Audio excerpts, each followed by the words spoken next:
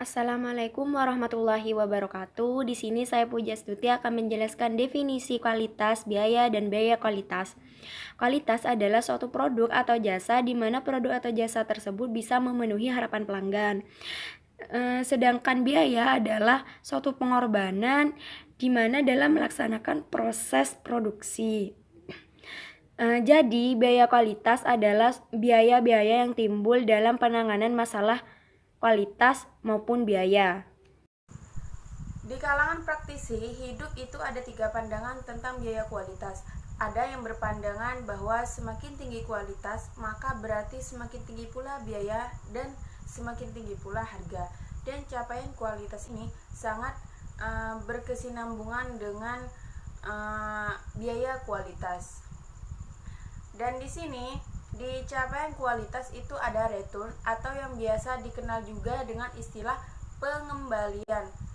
Pengembalian ini merupakan hal yang biasa terjadi dalam dunia jual beli barang. Return penjualan dan return pembelian merupakan dua hal yang sering ditemukan dalam transaksi keuangan. Tentu saja kemungkinan pengembalian bisa terjadi karena kegiatan penjualan maupun pembelian tidak selamanya berjalan dengan lancar. Dalam kondisi tertentu biasanya ada saja barang yang rusak atau tidak sesuai dengan pemesanan. Di situ ada return penjualan. Return penjualan adalah penerimaan barang oleh pihak penjual yang dikembalikan dari pihak pembeli. Nah, pengembalian ini biasanya terjadi jika barang yang dikirim pihak penjual itu tidak sesuai dengan apa yang diinginkan oleh pembeli atau mengalami kerusakan. Dan di situ juga ada biaya manufaktur, yang mana biaya manufaktur itu merupakan total biaya perusahaan manufaktur untuk membuat produk. Nah, ini terdiri dari biaya bahan baku langsung, biaya tenaga kerja langsung, dan biaya overhead pabrik. Nah, dengan kata lain, biaya manufaktur ini merupakan penjumlahan dari ketiga biaya tersebut. Nah, juga disebut juga sebagai biaya produksi. Di situ juga ada persepsi, yang mana persepsi adalah proses yang menyangkut masuknya pesan atau informasi ke dalam otak manusia. Contohnya, kebijakan yang diambil oleh pemerintah akan selalu ditanggapi berbeda oleh warganya. Ada yang pro dan ada juga yang kontra. Di situ juga ada, nah, menurut Robbins itu mengatakan, dia mendeskripsikan bahwa persepsi merupakan kesan yang diperoleh oleh individu melalui panca indera, kemudian dianalisa atau diorganisir, diinterpretasi, dan kemudian dievaluasi sehingga individu tersebut memperoleh makna. Dan di situ juga ada simpelnya bisa dikatakan jangka pendek, yang mana itu merupakan periode waktu di mana perusahaan hanya dapat mengubah beberapa input. Biasanya yang bersifat variabel adalah tenaga kerja. Baiklah, sekian dari saya. Apabila ada kesalahan, apabila ada ulang kata ataupun kesalahan teknis dari saya pribadi, saya mohon maaf. Saya Rukoyah. Wassalamualaikum warahmatullahi wabarakatuh. Assalamualaikum warahmatullahi taala wabarakatuh. Perkenalkan, nama saya Robiatul Adawiyah, prodi Akuntansi Syariah kelas A semester 5. Di sini saya akan menyebutkan tentang contoh biaya kualitas dan menjelaskan juga tentang contoh biaya kualitas. Yang pertama yaitu biaya pencegahan, yang kedua biaya penilaian, yang ketiga biaya kegagalan internal, yang keempat biaya kegagalan eksternal. Yang pertama yaitu biaya pencegahan. Biaya pencegahan merupakan biaya yang timbul sehubungan dengan usaha-usaha untuk mencegah terjadinya produk cacat atau rusak. Misal seperti biaya untuk mengidentifikasi, biaya untuk menghilangkan penyebab kerusakan agar tidak terulang kembali, dan lain sebagainya.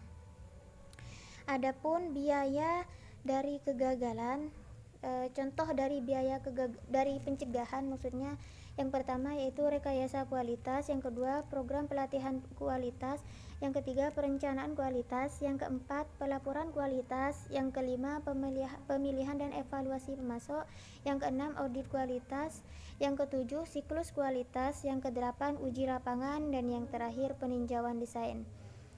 Lanjut, contoh biaya kualitas yang nomor 2 yaitu biaya penilaian.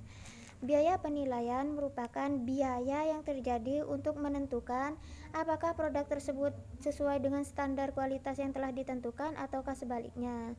Adapun yang termasuk dalam biaya penilaian yang pertama yaitu pemeriksaan bahan baku, yang kedua pengujian bahan baku, yang ketiga pemeriksaan kemasan, yang keempat pengawasan penilaian, yang kelima penerimaan produk, yang keenam penerimaan proses, yang ketujuh pemeriksaan peralatan, yang kedelapan pengujian peralatan, dan yang terakhir penegasan dari pihak luar. Yang ketiga yaitu selanjutnya tentang biaya kegagalan internal. Biaya kegagalan internal di sini terjadi adanya ketidaksesuaian produk yang dihasilkan dengan standar dan produk tersebut terdeteksi sebelum produk tersebut dipasarkan. Adapun biaya kegagalan internal di sini yang pertama yaitu sisa bahan, yang kedua pengerjaan ulang, yang ketiga penghentian mesin, yang keempat pemeriksaan ulang, yang kelima pengujian ulang, yang terakhir yaitu perubahan desain. Dan yang terakhir yaitu elemen biaya kegagalan eksternal. Contoh dari biaya kualitas tersebut terjadi karena gagal memenuhi persyaratan dan baru diketahui setelah produk tersebut dipasarkan. Adapun contoh dari biaya kegagalan eksternal yang pertama yaitu penarikan produk dari pasar, yang kedua kehilangan penjualan, yang ketiga retur atau potongan penjualan, yang keempat garansi, yang kelima tanggung jawab produk, yang ketujuh ketidakpuasan pelanggan, yang kedelapan hilangnya pangsa pasar, dan yang terakhir yaitu keluhan dari pelanggan. Sekian dari saya. Wassalamualaikum warahmatullahi taala wabarakatuh. Assalamualaikum warahmatullahi wabarakatuh. Saya Sajaratun Asli Nuroniyah. Di sini saya akan menjelaskan tentang pengukuran biaya kualitas. Pengukuran biaya kualitas di sini terdapat 3 metode. Yang pertama metode pengali, yang kedua metode penelitian pasar, dan yang ketiga metode Taguchi. Nah, di sini saya akan menjelaskan tentang metode pengali. Metode pengali ini digunakan untuk mengukur besarnya biaya kualitas dengan cara mengalihkan biaya kegagalan eksternal yang dialami perusahaan oleh suatu konstansa efek pengganda. Nah, adapun besarnya konstansa yang dilambangkan dengan huruf K kecil ini di setiap perusahaan itu berbeda-beda. Karena besarnya konstansa tersebut didasarkan pada pengalaman masa lalu masing-masing perusahaan. Nah, apabila dituliskan adalah sebagai berikut. Bismillahirrahmanirrahim. Assalamualaikum warahmatullahi wabarakatuh. Nama saya Sandigiana Septiandini dari kelompok 5. Di sini saya kebagian materi pengukuran biaya kualitas. Mengukur biaya kualitas dibagi menjadi 3 bagian. Yang pertama yaitu metode pengali, yang kedua metode penilaian pasar, dan yang ketiga fungsi kerugian kualitas. Saya akan menjelaskan poin yang kedua yaitu metode penilaian pasar. Dalam metode penilaian pasar digunakan untuk menilai dampak kualitas yang buruk terhadap penjualan dan pasang pasar.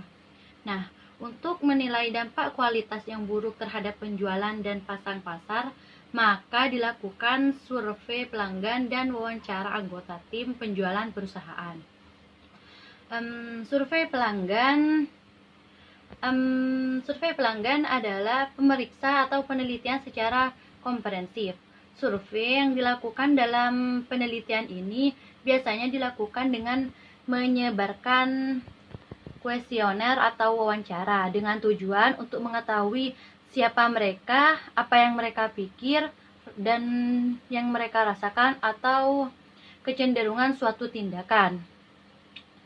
Sedangkan wawancara merupakan percakapan antara 2 orang atau lebih dan berlangsung antara narasumber dan pewawancara.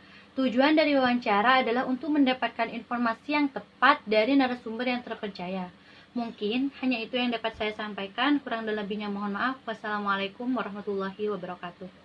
Assalamualaikum warahmatullahi wabarakatuh. Nama saya Silvi Salima dari kelompok 5. Di sini saya akan menjelaskan sedikit tentang pengukuran biaya kualitas. Nah, pengukuran biaya kualitas di sini terbagi menjadi 3 poin dan saya akan menjelaskan poin ketiga yaitu metode kerugian biaya kualitas Taguchi. Sebelumnya, metode Taguchi di sini merupakan alternatif metode biaya kualitas yang muncul setelah disadari adanya kekurangan-kekurangan dari metode yang sudah ada.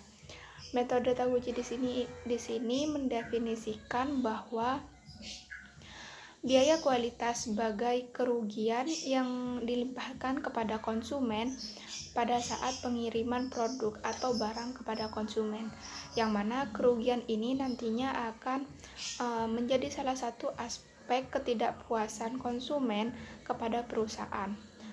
Nah, yang kemudian akan mengakibatkan terhadap keburukan reputasi perusahaan tersebut.